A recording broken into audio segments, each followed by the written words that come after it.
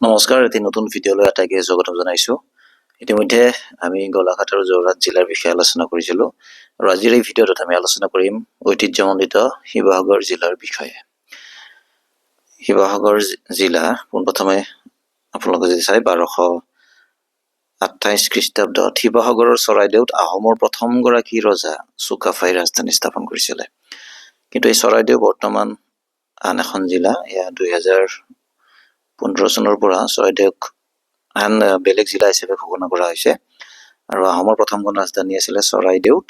এয়া তেতিয়া শিৱসাগৰৰ পাৰ্ট আছিলে চৰাইদেউ 1228 খ্ৰীষ্টাব্দত। শিৱসাগৰৰ পুৰণি নাম আছিলে ৰংপুৰ। 1826 চনত ইয়াণ্ডাবু সন্ধি অনুসৰি শিৱসাগৰ ইংৰাজৰ অধীন হয় আৰু পৰৱৰ্তী সময়ত 1861 খ্ৰীষ্টাব্দত শিৱসাগৰ তেতিয়া ৰংপুৰ চহৰক সদৰ হিচাপে লৈ শিৱসাগৰ জিলা গঠন কৰা হয়। আৰু শিৱসাগৰ জিলাৰ মাজেৰে বৈ যোৱা নৈ উপনৈসমূহ হ'ল ব্ৰহ্মপুত্ৰ, ডিমৌ, দিচাং, দিখৌ, জাঁজি, টিফুক, নামদাং, দৰিকা আৰু বুঢ়ীদিহিং। ইয়াৰ পাছত জিলাখনত কি কি আছে আমি সেই বিষয়ে আলোচনা কৰিম। তলাতল ঘৰ। তলাতল ঘৰটো কোনে নিৰ্মাণ কৰিছিলে? ৰাজেশ্বৰ সিংহাই। কিমান খ্ৰীষ্টাব্দত? 1762 খ্ৰীষ্টাব্দত। আৰু তলাতল ঘৰত সৰ্বমুঠ 7টা মহলা আছে। সৰ্বমুঠ 7টা। সৰ্বমুঠ আহিলে 7টা। মাটিৰ ওপৰত আছে 4 মহলা, মাটিৰ ওপৰত 4 মহলা আৰু মাটিৰ তলত 3 মহলা। মাটিৰ তলত 3 মহলা, মাটিৰ ওপৰত 4, 7টা। আৰু ঘৰটোক আৱৰি 3টা ঘৰ আছে, সেইকেইটাৰ নাম হৈছে ৰাজঘৰ, মাছঘৰ আৰু তলৰ ঘৰ। তলাতল ঘৰৰ এইখিনিৰ পৰাই আহিলে প্ৰশ্ন আহিব। তাৰ পাছত আমি চাম শিৱদৌল। শিৱসাগৰ পুখুৰীৰ পাৰত শিৱদৌল আছে। শিৱসাগৰ অৰ্থাৎ বৰপুখুৰীৰ পাৰতে শিৱদৌলটো আছে। ইয়াৰ উচ্চতা প্ৰায় 108 ফুট। ৰাণী অম্বিকাই এই শিৱদৌল 1734 শকত নিৰ্মাণ কৰোৱাইছিল। আৰু শিৱদৌলৰ ওপৰত থকা এই অংশখিনিক কি বুলি জনা যায়? কলচী বুলি জনা যায়। পৰীক্ষাত আহিব পাৰে যে কলচী কোনটো কীৰ্তিস্তম্ভৰ লগত জড়িত? শিৱদৌল। আৰু কোনে নিৰ্মাণ কৰিছিল? ৰাণী অম্বিকাই। শিৱদৌলৰ পূব দিশত বিষ্ণুদৌল আছে আৰু পশ্চিম দিশত দেৱীদৌল। তাৰ পাছত ৰংঘৰ। ৰংঘৰ কোনে নিৰ্মাণ কৰিছিলে? পোনপ্ৰথমে নিৰ্মাণ কৰিছিলে ৰুদ্ৰসিংহই। কিহেৰে? কাঠ আৰু বাঁহেৰে। তাৰ পাছত এই ৰংঘৰটোৰ কাম সম্পূৰ্ণ কৰিছিলে প্ৰমত্ত সিংহই 1846 খ্ৰীষ্টাব্দত। আৰম্ভ কৰিছিলে ৰুদ্ৰসিংহই, কাঠ আৰু বাঁহেৰে তেখেতে নিৰ্মাণ কৰিছিলে, কিন্তু পৰৱৰ্তী সময়ত প্ৰমত্ত সিংহই এইটো গোটেই কামখিনি সম্পূৰ্ণ কৰিছিলে 1846 খ্ৰীষ্টাব্দত। ৰংঘৰটো 8কোণীয়া আৰু 2মহলীয়া। এইখিনি চাই থৈ দিব। ৰংঘৰটোৰ বিষয়ে যদি আহে, ৰংঘৰটো 8কোণীয়া আৰু 2মহলীয়া। আৰু ই ৰংঘৰ আছিলে এছিয়াৰ প্ৰথমটো পেভিলিয়ন, যাক ইংৰাজীত এম্ফি থিয়েটাৰ বুলি কয়। তাৰ পাছত যদি আমি চাওঁ কাৰেংঘৰ। 1751 খ্ৰীষ্টাব্দত ৰাজেশ্বৰ সিংহই এই কাৰেংঘৰ নিৰ্মাণ কৰাইছিলে। কাৰেংঘৰৰ তলত 2 মহলা আৰু ওপৰত 5 মহলা আছে, সৰ্বমুঠ 7 মহলা।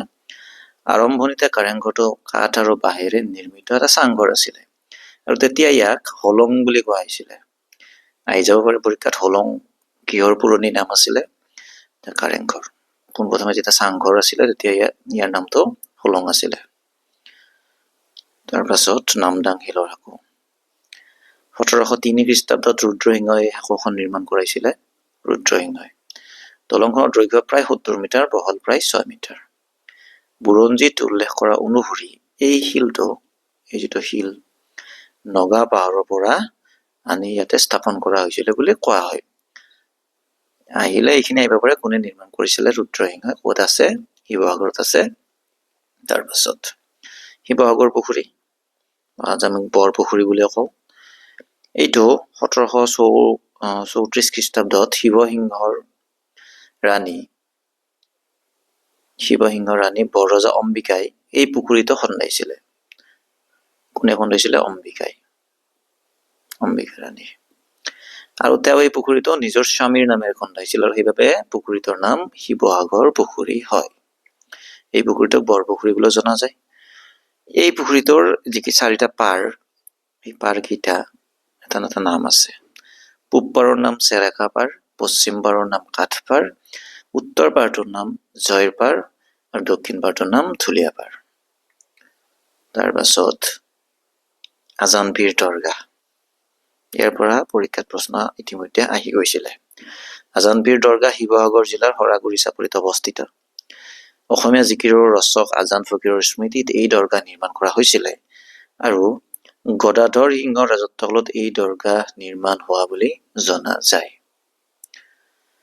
গদাধৰ সিংহৰ দিনত এই দৰগাহটো নিৰ্মাণ হৈছিলে বুলি জনা যায়। তাৰ পাছত বাখৰ বেঙেনা গছ বুলি বিখ্যাত এই গছজোপা শিৱসাগৰ নগৰৰ প্ৰায় 30 কিলোমিটাৰ দূৰত অৱস্থিত। বাখৰ বেঙেনা। জয়সাগৰ পুখুৰী।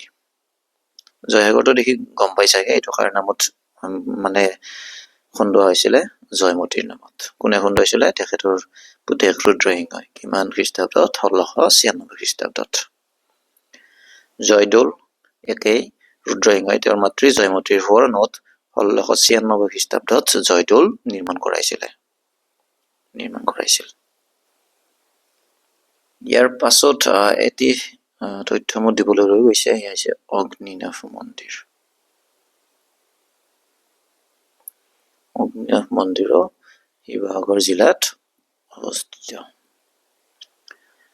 শিৱসাগৰ জিলাৰ যদি তথ্য আহে পৰীক্ষাত, ইয়াৰ পৰা আহিব লাগে। আপোনালোকে এইখিনি ভালদৰে চালে হৈ যাব। ইয়াৰ পাছত আমি অন্য এখন জিলালৈ এটা নতুন ভিডিঅ' লৈ আহিম। আজিলৈ ধন্যবাদ।